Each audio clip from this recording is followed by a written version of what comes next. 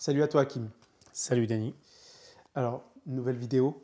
On va essayer d'être plus assidu en termes de vidéos cette année. On va essayer, ouais. 2022, malheureusement, on a été très occupé. Très difficile de faire des vidéos. On va Ouais. essayer d'en faire plus cette année. On rentre dans le vif du sujet. Une nouvelle toute fraîche est tombée. Après 5 ans de procédure judiciaire, une décision assez importante quand même, surtout pour un de nos adhérents. Est-ce que tu peux développer, ça se passe du côté des chirurgiens dentistes, de la caisse des chirurgiens dentistes. Tu peux nous développer ça? Tout à fait. Donc, 50 procédures. Donc, c'est un chirurgien dentiste qui n'arrêtait pas de se faire condamner par la caisse des retraites d'un dentiste. Et puis, il a découvert le syndicat. On avait évolué avec le syndicat, c'est-à-dire qu'on avait, après que j'ai pu constater avec un gros travail d'investigation sur tout le territoire national et outre-mer, on a pu constater que juridiquement, le RSI n'avait pas la capacité et la qualité à agir. Et non seulement il n'avait pas la capacité et la qualité à agir, mais en plus, il n'avait pas, il avait fait des appels de cotisation un peu hasardeuses. Donc ça, c'est les mots que j'ai repris sur un courrier que la ministre m'a fait directement. Elle disait que le dysfonctionnement du RSI, il n'y a pas que le RSI d'ailleurs, en passant, il y a aussi l'URSSAF, mais bref. Et donc, du coup, donc on a pu constater que non seulement on n'avait ni la capacité ni la qualité à agir, mais en plus, il y avait des erreurs de calcul. Bon. À partir de là, nous, en 2019, nous avons pris un changement radical pour faire appliquer les directives européennes. Et on a pu constater que les directives étaient respectées. Quand je parle de directives, certaines directives ont été respectées par la force des choses, par l'URSSAF. Donc l'URSSAF, alors il faut distinguer plusieurs choses. Donc il y a le CFU-URSSAF. Donc l'URSSAF est un centre de formation des entreprises. Donc on peut s'enregistrer à l'URSSAF, surtout pour les professions de santé. Mais en même temps, on peut s'enregistrer à l'URSSAF, pour les appels de cotisation. Et il y a aussi, il y a trois types dans l'URSSAF, il y a trois catégories dans l'URSSAF, même une quatrième. Et on a pu aussi constater qu'il y avait aussi des institutions, et notamment les coordinations européennes. À partir de là, nous avons pu constater qu'il y a eu un dysfonctionnement, comme d'habitude. On avait soulevé cette erreur-là. Il y avait un dysfonctionnement sur ces caisses de retraite en application des directives européennes. Donc, en 2019-2020, nous avons eu un premier arrêt d'un tribunal vers les Vosges, donc il me semble, Épinal, qui était dans le bon sens. C'est-à-dire que l'URSSAF a pu constater que les directives européennes n'étaient pas appliquées. Elle se rendait compte et il y a eu un aveu judiciaire. Cela veut dire qu'effectivement, elle a pu se retirer du dossier en disant qu'effectivement, on se retire parce qu'il y a les directives européennes que présente notre adhérent qui doivent être appliquées. Donc ça, c'était un premier aveu et donc c'était une première victoire en 2020. C'était la première victoire pour laquelle l'URSSAF a pu reconnaître son erreur. C'était pour nous une sage décision. Après, elle a pu aussi constater, donc là c'était la CIPAV qui a commencé à radier nos adhérents à partir de 2020-2021. Elle a radié nos adhérents au motif que, conformément aux directives européennes, comme ils avaient un système de sécurité sociale européen, elle a dit, de ce constat-là, vous ne faites plus partie de la CIPAV et vous êtes radié des caisses. De cela, on a beaucoup appris sur la méthodologie, sur le fonctionnement de ces caisses-là. Et quand je dis beaucoup, c'est vraiment, il y a beaucoup de choses. Et il y a des sages directeurs qui prennent des décisions comme celle-ci récemment, le directeur de la caisse des chirurgiens dentistes, après 5 ans de procédure, à juste titre. Donc on a été condamné plusieurs fois. On a été condamné au premier tribunal. Donc on avait gagné au tribunal. Ils ont fait appel de cette décision. On a perdu. On a perdu une fois. Notre adhérent n'a pas poursuivi et on s'est dit qu'il fallait absolument poursuivre. On a pris une autre décision en 2022 en obligeant nos adhérents à poursuivre juste en cour de cassation, car c'est de ce constat-là qu'on peut avoir des jurisprudences qui vont dans notre sens. Étant donné qu'on connaît très bien les directives européennes et qu'on arrive maintenant, sans passer par la case tribunal, à, à faire appliquer le droit, eh ben, c'était un grand soulagement qu'on a eu pour nos adhérents, et notamment les professionnels de santé. Il y a des infirmières, il y a des chirurgiens, dentistes, il y a des médecins, il y a des kinés. Donc toutes les caisses comme la Carchédan, la Carpinco, la Carmf, bientôt l'URSSAF pour les différentes choses, on a pu constater qu'il n'y avait plus de procédure. C'est-à-dire que dès lors où on disait qu'il était adhérent à un régime légal obligatoire dans un autre pays, la caisse, elle a dit, eh bien, apportez-moi ces éléments-là. Donc, on a bien apporté les éléments de la directive européenne. Et à partir de cette directive-là, tout de suite, on était en accord. C'est-à-dire, tout de suite, la caisse a dit, effectivement, il doit payer là-bas et on vous radie des caisses françaises parce que vous êtes dans un régime légal obligatoire. Et à partir de là, on a pu constater que les directives européennes, la France la respecte. Il faut juste bien aiguiller les caisses pour qu'elles puissent comprendre et pour qu'elles puissent analyser. Et ce rebondissement-là, il est intéressant parce que nous avons saisi la Commission européenne. C'est un chirurgien dentiste qui est adhérent au syndicat, qui exerce en France et dans un autre pays, et que on a perdu presque toutes nos procédures. C'est-à-dire, même la Cour de cassation a refusé, donc elle avait donné un avis, en pourvoi en cassation. Donc, elle avait donné un avis en disant que c'est une technique des caisses qui font. La caisse, elle dit que tant qu'il n'a pas payé, eh ben, on demande la radiation du dossier. La Cour de cassation a été dans le sens de la caisse. Et là, il y a vraiment un rebondissement, c'est que nous avons saisi la Commission européenne. En règle générale, la Commission, maintenant, on a pu constater qu'elle ne sert strictement à rien. Elle donne qu'un avis, et pas plus. Elle ne se positionne pas. Et elle nous conseille d'aller à la Cour de justice. Donc, nous avons décidé, fin janvier, donc là, on est le 14... nous sommes le 16 janvier. Le 15 janvier... 15 janvier 2023. Nous avons décidé d'aller déposer une plainte à la Cour de justice de l'Union européenne. À partir de fin janvier, c'est ce qu'on avait dit à notre adhérent, nous allons déposer une plainte pour non-respect des directives européennes. À ce moment-là, nous avons reçu le 13 janvier 2023 un courrier en recommandé, en reconnaissant, donc on va le publier sur le site, en reconnaissant que rétroactivement, nous radions notre adhérent conformément à la directive européenne. Et c'est là où je dis que c'est un rebondissement, on ne s'y attendait pas, et que j'estime que c'est une sage décision de la Caisse de retraite des dentistes, en application de la directive européenne, car nous avons eu ce procès en septembre 2022, ça a été reporté plusieurs fois. Nous avons apporté des améliorations sur nos écritures.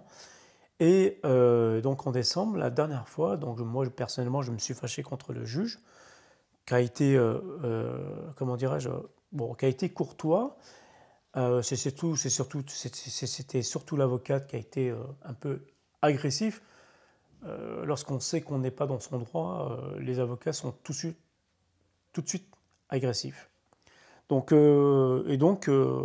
j'ai quand même remis les pendules à l'heure en disant que c'était la dernière fois qu'on renvoyait l'affaire, soit, comment dirais-je, soit on radie l'affaire, donc on était en première instance, soit la prochaine fois on plaide et on écarte les écritures de la caisse. Le tribunal a quand même constaté, au regard des éléments, parce qu'elle avait réouvert les débats, donc c'est un peu technique, mais en gros elle avait réouvert les débats, parce qu'on avait apporté les éléments qu'elle demandait. Et ces éléments-là, on les a apportés depuis 2017 et 2015.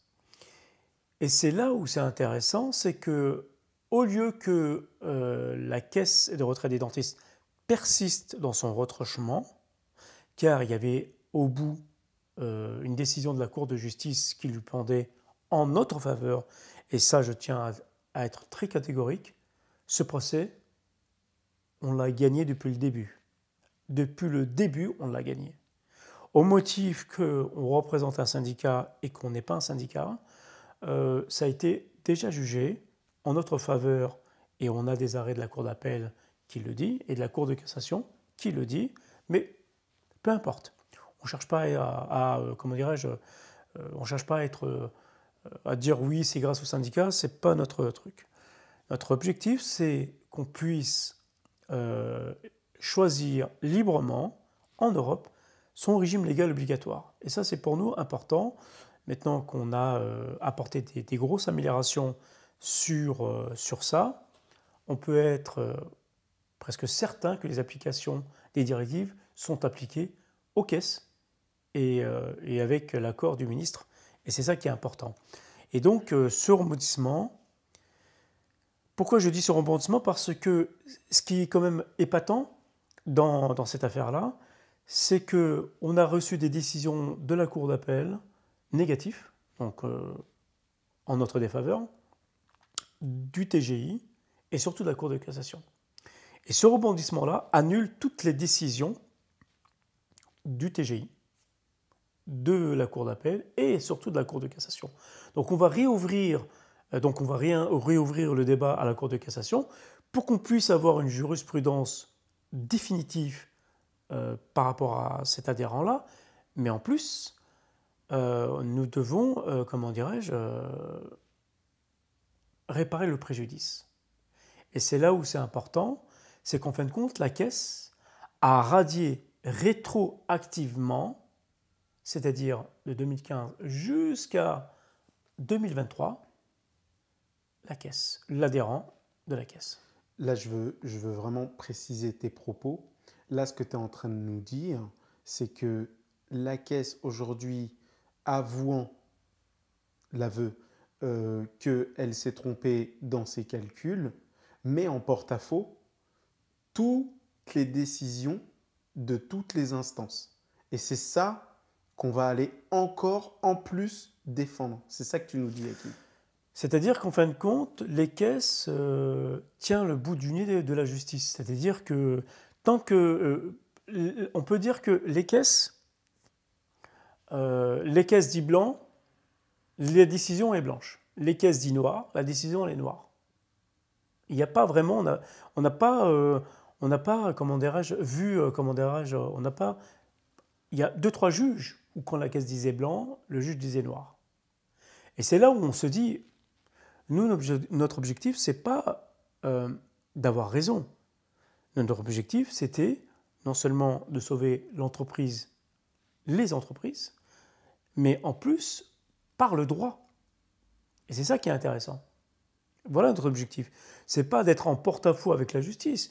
Non, on sait comment la justice, elle s'est, comment dirais-je, elle s'est comportée vis-à-vis de nous. Ça, on le sait. Mais en tout état de cause, ce n'est pas parce qu'elle s'est mal comportée mal avec nous qu'on lui en veut. On continuera toujours à faire appliquer le droit de façon très rigoureuse et on a encore des jurisprudences qui vont dans ce sens. Alors, on va être un petit peu plus léger, si je puis dire. par rapport à cette nouvelle formule qu'on appelle le Master Clash et que tu nous as présenté dans la vidéo précédente. Il y a plus de précision à ce sujet. Est-ce que tu peux nous en dire plus? On a pu constater que, au regard des outils juridiques des caisses et surtout des juges, ils peuvent écarter des conclusions ou des représentants. On a décidé qu'on devait non seulement former nos adhérents, depuis ça fait 7 ans qu'on mène ce combat avec toute l'équipe du syndicat, qui est quand même assez patient. La preuve, 50 procédures, cet adhérent est vraiment persévérant et patient. Et on a considéré par la suite qu'il valait mieux former nos adhérents sur comment constituer un dossier, comment se comporter devant le juge, ce qu'on doit faire, ce qu'on ne doit pas faire, ce qu'on doit répondre, ce qu'on ne doit pas répondre, au regard des éléments qu'on a et au regard de la constitution du dossier. Et c'est là où c'est intéressant parce que on a pu constater, et depuis, à partir de 2019, fin 2018 et 2019, nous avons pu constater qu'il y a, et ça, il y a des adhérents ou des ex-adhérents qui pourront se reconnaître là-dedans, qu'on a eu des décisions en notre faveur, enfin, en faveur de l'adhérent ou en faveur de la personne qui défendait son dossier, très positif parce que, en fin de compte, elle a pu comprendre non seulement où était la faille du dossier, où la caisse elle avait commis l'erreur, mais en même temps, elle a pu être beaucoup plus convaincante que moi, éventuellement, que j'aurais fait. Parce que on a pu constater que lorsque l'adhérent s'implique dans son dossier, même malgré qu'il ne connaît pas tous les textes juridiques, eh ben, elle a pu comprendre où était, non seulement comprendre où était l'erreur dans son dossier, et de façon très explicite, mais en plus, cet adhérent et cette adhérente a été très convaincante parce que son entreprise, c'est son bébé, c'est quelque chose de viscéral, et qu'elle mettra tout en œuvre pour défendre son dossier et défendre son droit. Et c'est pour ça qu'on a ouvert le Master Clash, c'est-à-dire qu'en interne, on prend nos adhérents en rendez-vous, on lui étudie son dossier en tant que syndicat, et on lui dit, voilà, l'erreur elle est là, l'erreur il y a là, il y a une erreur ici, une erreur ça. Et comment amener en évidence, parce que c'est ça, mettre en évidence toutes les erreurs et tous les textes législatifs, réglementaires et par votre décret, tous ces textes-là sont combinés et on apporte ce savoir à cet adhérent, à l'aidant. Et on a pu constater que là, récemment, un adhérent qui était au TGI et en même temps en cour d'appel, qu'il a gagné ses 2 procès. Et c'est très intéressant parce que les décisions de cour de cassation sont respectées et nos adhérents font respecter les décisions de cour de cassation. Et c'est là où c'est intéressant parce que, en fin de compte, nous avons pu constater que les décisions de cour de cassation vont dans le bon sens lorsqu'on sait les décrire, les plaider. Et c'est pour cela que j'ai ouvert le Master Clash. Et j'invite tous ceux et celles qui souhaitent adhérer à ce Master Clash de nous écrire à contact@thales.fr en mettant en objet Masterclass. Et puis on étudiera son dossier pour voir où l'en est et pour voir si ça vaut le coup ou pas. Parce qu'effectivement, payer 1 500 € ou 3 000 € d'avocat, j'ai absolument rien contre un avocat qui fait bien son boulot. Mais pour une cotisation de peut-être 200, 300, 400 €, est-ce que réellement ça vaut le coup? Moi, je pense que ça vaut le coup de se défendre soi-même avec éventuellement les arguments qu'on peut le soumettre. Maintenant, les avocats le font très bien. Il y a de très bons avocats, mais voilà, nous, on préfère pas mettre en avant l'avocat, on le mettra éventuellement en cours de cassation et on dira à nos adhérents que c'est à eux de choisir l'avocat. Alors après, il y a de tout, vraiment absolument de tout. Et je pense que ça commence à prendre depuis, à partir de septembre 2022, il y a eu des inscriptions très exponentielles. Et c'est vrai que c'est un travail c'est un travail à plein temps. Et c'est surtout des résultats, des très bons résultats. Pas dans tous les cas, mais on est à 75% de résultats assez positifs. Et c'est là où on se dit, bah, on va continuer comme ça pour pouvoir que, comme dirais-je, l'adhérent puisse ou l'entrepreneur puisse sauver son entreprise. Je serai moi demain à Aix-en-Provence et je continuerai toujours mes plaidoiries parce que c'est toujours important d'être à jour. Et je serai à Toulon vendredi prochain, c'est-à-dire le vendredi, peut-être le 20, je pense, je sais plus. Puis après, ça s'enchaîne les plaidoiries, quoi. Et toujours au plus proche des adhérents. Toujours au plus proche, on va faire éventuellement un prochain format qui va être intéressant parce que là, il y aura des entrepreneurs qui vont vraiment se positionner, parler du bien fondé de leurs actions. Et ça, c'est intéressant parce que il y a des entrepreneurs qui veulent rester à l'URSSAF et d'autres qui ne veulent pas. Et donc, c'est intéressant de voir ce prisme-là. Voilà. Ok, merci beaucoup pour cette vidéo, Hakim. À très bientôt. À très bientôt, Talésiens, Talésiennes, et puis les autres qui nous suivent. N'oubliez pas de partager cette vidéo. Et éventuellement, si elle vous a plu ou si vous avez des questions, n'oubliez pas de nous poser des questions par la chaîne YouTube et surtout mettez un like si vous avez aimé. Merci à toi. Merci, à très bientôt. Salut à toi, Hakim. Salut, Denis. Alors, nouvelle vidéo. On va essayer d'être plus assidu en termes de vidéos cette année. 2022, malheureusement, on a été très très occupés. Très difficile de faire des vidéos. On va essayer d'en faire plus cette année. On rentre dans le vif du sujet. Une nouvelle toute fraîche est tombée après 5 ans de procédure judiciaire. Une décision assez importante quand même, surtout pour un de nos adhérents. Est-ce que tu peux développer, ça se passe du côté des chirurgiens dentistes, de la caisse des chirurgiens dentistes. Tu peux nous développer ça? Tout à fait, donc 5 ans de procédure, donc c'est un chirurgien dentiste qui n'arrêtait pas de se faire condamner par la caisse des retraites d'un dentiste, et puis il a découvert le syndicat. On avait évolué avec le syndicat, c'est-à-dire qu'on avait, après que j'ai pu constater avec un gros travail d'investigation sur tout le territoire national et outre-mer, on avait pu constater que juridiquement le RSI n'avait pas la capacité et la qualité à agir. Et non seulement il n'avait pas la capacité et la qualité à agir, mais en plus il avait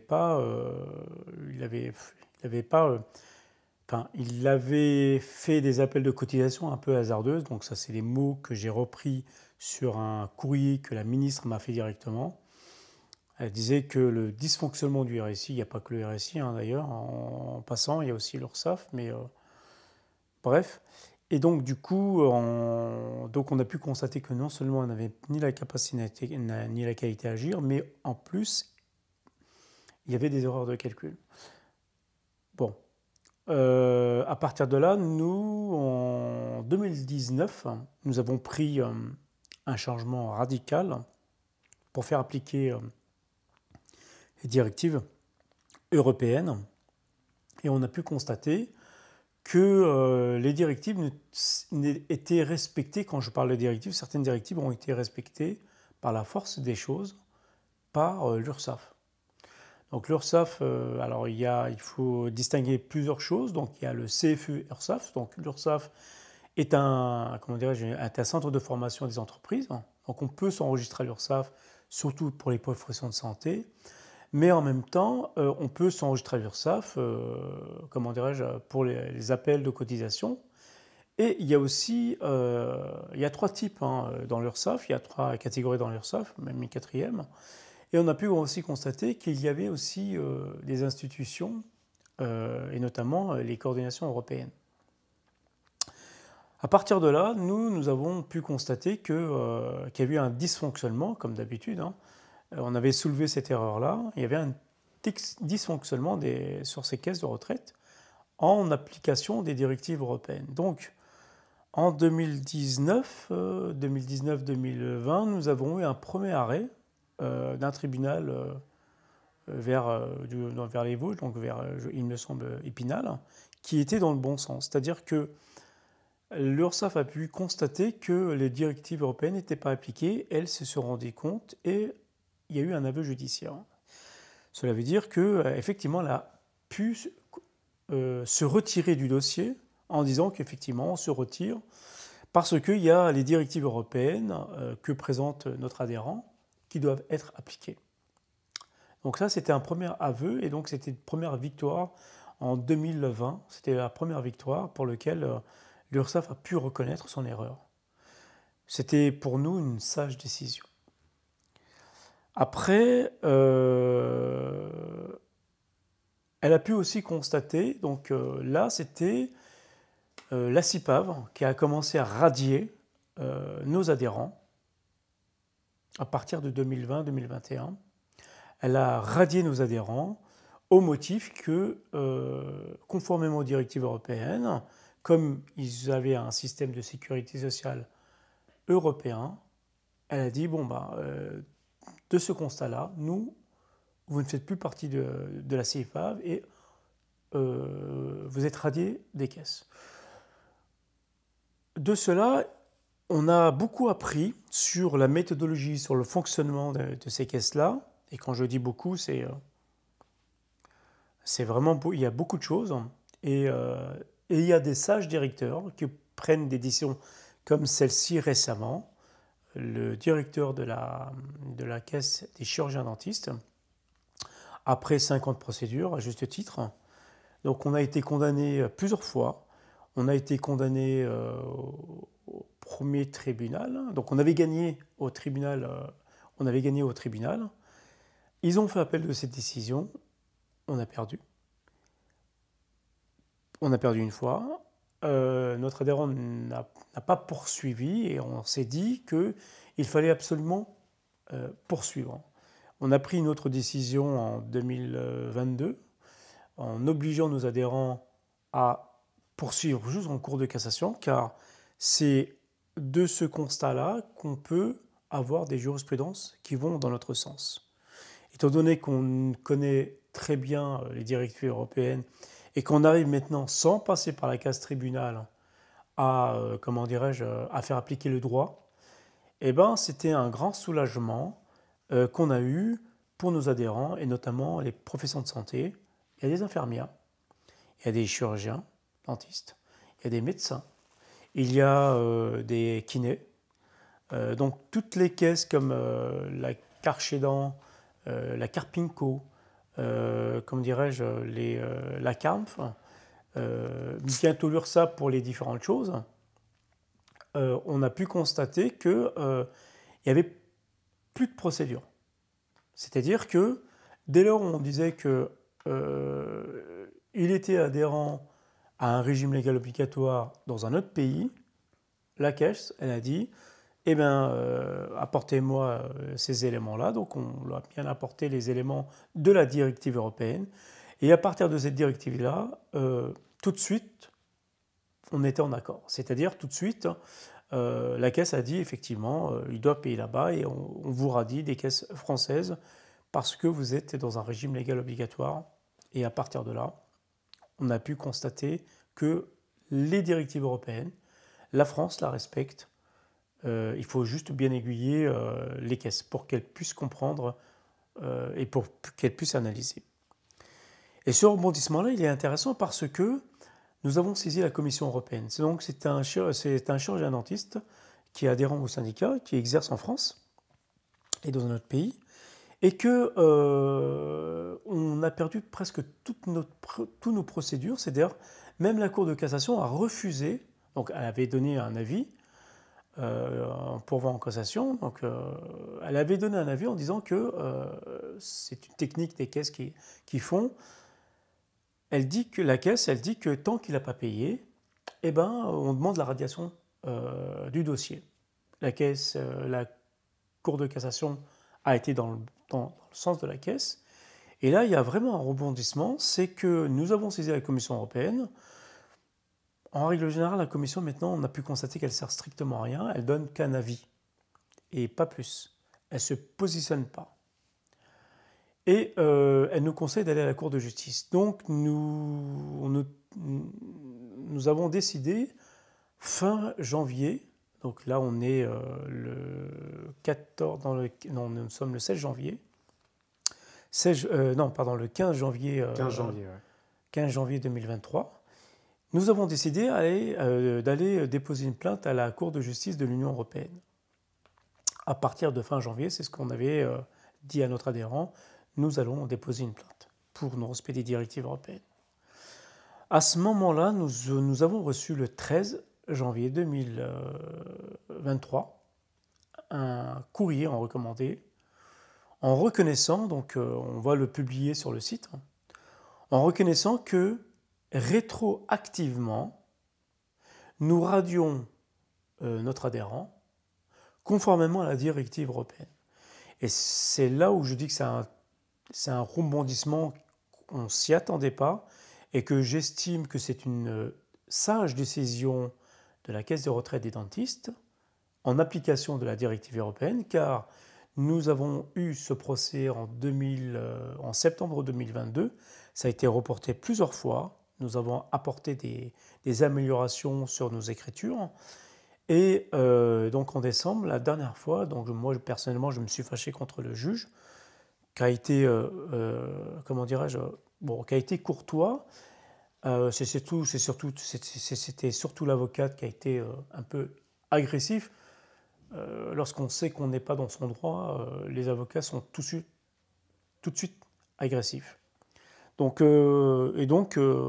j'ai quand même remis les pendules à l'heure en disant que c'était la dernière fois qu'on renvoyait l'affaire, soit on radie l'affaire, donc on était en première instance, soit la prochaine fois on plaide et on écarte les écritures de la caisse. Le tribunal a quand même constaté, au regard des éléments, parce qu'elle avait réouvert les débats, donc c'est un peu technique, mais en gros elle avait réouvert les débats, parce qu'on avait apporté les éléments qu'elle demandait. Et ces éléments-là, on les a apportés depuis 2017 et 2015. Et c'est là où c'est intéressant, c'est que au lieu que la Caisse de retraite des dentistes persiste dans son retranchement, car il y avait au bout une décision de la Cour de justice qui lui pendait en notre faveur, et ça je tiens à être très catégorique, ce procès, on l'a gagné depuis le début. Depuis le début, on l'a gagné. Au motif qu'on représente un syndicat et qu'on n'est pas un syndicat, ça a été déjà jugé en notre faveur, et on a des arrêts de la Cour d'appel qui le dit, et de la Cour de cassation qui le dit, mais peu importe. On ne cherche pas à dire oui, c'est grâce au syndicat, ce n'est pas notre truc. Notre objectif, c'est qu'on puisse choisir librement, en Europe, son régime légal obligatoire. Et ça, c'est pour nous important. Maintenant qu'on a apporté des grosses améliorations sur ça, on peut être presque certain que les applications des directives sont appliquées aux caisses et avec l'accord du ministre. Et c'est ça qui est important. Et donc, ce rebondissement, pourquoi je dis ce rebondissement? Parce que ce qui est quand même épatant dans cette affaire-là, c'est qu'on a reçu des décisions de la Cour d'appel négatives, donc en notre défaveur, du TGI et surtout de la Cour de cassation. Et ce rebondissement-là annule toutes les décisions du TGI, de la Cour d'appel et surtout de la Cour de cassation. Donc on va réouvrir le débat à la Cour de cassation pour qu'on puisse avoir une jurisprudence définitive par rapport à cet adhérent-là, mais en plus, nous devons, comment dirais-je, réparer le préjudice. Et c'est là où c'est important, c'est qu'en fin de compte, la Caisse a radié rétroactivement, c'est-à-dire de 2015 jusqu'à 2023, la Caisse, l'adhérent de la Caisse. Là, je veux vraiment préciser tes propos. Là, ce que tu es en train de nous dire, c'est que la Caisse, aujourd'hui, avouant l'aveu qu'elle s'est trompée dans ses calculs, met en porte-à-faux toutes les décisions de toutes les instances. Et c'est ça qu'on va aller encore en plus défendre. C'est ça que tu nous dis, Hakim. C'est-à-dire qu'en fin de compte, les caisses tiennent le bout du nez de la justice. C'est-à-dire que tant que... on peut dire que les caisses disent blanc, la décision est blanche. Les caisses disent noir, la décision elle est noire. Il n'y a pas vraiment... On n'a pas, comment dirais-je, vu... Comment dirais-je, on n'a pas... Il y a 2-3 juges où quand la caisse disait blanc, le juge disait noir. Et c'est là où on se dit... Nous, notre objectif, ce n'est pas d'avoir raison. Notre objectif, c'était non seulement de sauver l'entreprise, les entreprises, mais en plus, par le droit. Et c'est ça qui est intéressant. Voilà notre objectif. Ce n'est pas d'être en porte-à-faux avec la justice. Non, on sait comment la justice, elle s'est, comment dirais-je, elle s'est comportée vis-à-vis de nous. Ça, on le sait. Mais en tout état de cause, ce n'est pas parce qu'elle s'est mal comportée, mal avec nous, qu'on lui en veut. On continuera toujours à faire appliquer le droit de façon très rigoureuse et on a encore des jurisprudences qui vont dans ce sens. Alors, on va être un petit peu plus léger, si je puis dire. Par rapport à cette nouvelle formule qu'on appelle le masterclass et que tu nous as présenté dans la vidéo précédente. Il y a plus de précision à ce sujet. Est-ce que tu peux nous en dire plus ? On a pu constater que, au regard des outils juridiques des caisses et surtout des juges, ils peuvent écarter des conclusions ou des représentants. On a décidé qu'on devait non seulement former nos adhérents. Depuis, ça fait 7 ans qu'on mène ce combat avec toute l'équipe du syndicat, qui est quand même assez patient. La preuve, 50 procédures, cet adhérent est vraiment persévérant et patient. Et on a considéré par la suite qu'il valait mieux former nos adhérents sur comment constituer un dossier, comment se comporter devant le juge, ce qu'on doit faire, ce qu'on ne doit pas faire, ce qu'on doit répondre, ce qu'on ne doit pas répondre, au regard des éléments qu'on a et au regard de la constitution du dossier.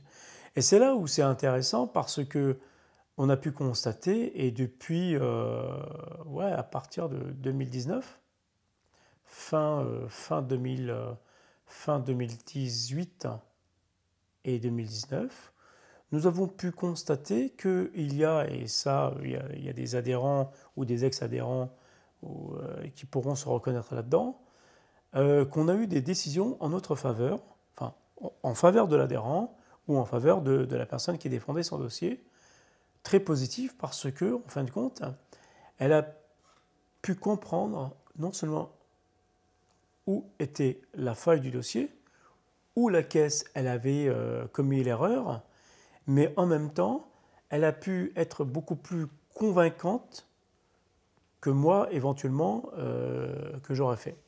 Parce que on a pu constater que lorsque l'adhérent s'implique dans son dossier, même malgré qu'il ne connaît pas tous les textes juridiques, eh ben, elle a pu comprendre où était, non seulement comprendre où était l'erreur dans son dossier, et de façon très explicite, mais en plus, cet adhérent et cette adhérente a été très convaincante parce que son entreprise, c'est son bébé, c'est quelque chose de viscéral, et qu'elle mettra tout en œuvre pour défendre son dossier et défendre son droit. Et c'est pour ça qu'on a ouvert le Master Clash, c'est-à-dire qu'en interne, on prend nos adhérents en rendez-vous, on lui étudie son dossier en tant que syndicat, et on lui dit, voilà, l'erreur elle est là, l'erreur il y a là, il y a une erreur ici, il y a une erreur ça. Et comment amener en évidence, parce que c'est ça, mettre en évidence toutes les erreurs et tous les textes législatifs, réglementaires et par votre décret, tous ces textes-là sont combinés et on apporte ce savoir à cet adhérent, à l'aidant. Et on a pu constater que là, récemment, un adhérent qui était au TGI et en même temps en cour d'appel, qu'il a gagné ses 2 procès. Et c'est très intéressant parce que les décisions de cour de cassation sont respectées et nos adhérents font respecter les décisions de cour de cassation. Et c'est là où c'est intéressant parce que, en fin de compte, nous avons pu constater que les décisions de cour de cassation vont dans le bon sens lorsqu'on sait les décrire, les plaider. Et c'est pour cela que j'ai ouvert le Master Clash. Et j'invite tous ceux et celles qui souhaitent adhérer à ce Master Clash de nous écrire à contact@thales.fr en mettant en objet Masterclass. Et puis on étudiera son dossier pour voir où l'en est et pour voir si ça vaut le coup ou pas. Parce qu'effectivement, payer 1 500 € ou 3 000 € d'avocat, j'ai absolument rien contre un avocat qui fait bien son boulot. Mais pour une cotisation de peut-être 200, 300, 400 €, est-ce que réellement ça vaut le coup? Moi, je pense que ça vaut le coup de se défendre soi-même avec éventuellement les arguments qu'on peut le soumettre. Maintenant, les avocats le font très bien. Il y a de très bons avocats, mais voilà, nous, on préfère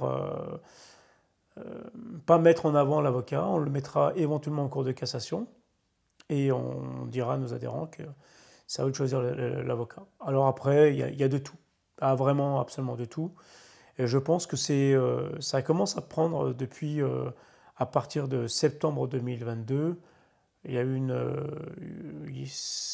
eu des inscriptions très exponentielles. Et c'est vrai que c'est un travail c'est un travail à plein temps et c'est surtout des résultats, des très bons résultats.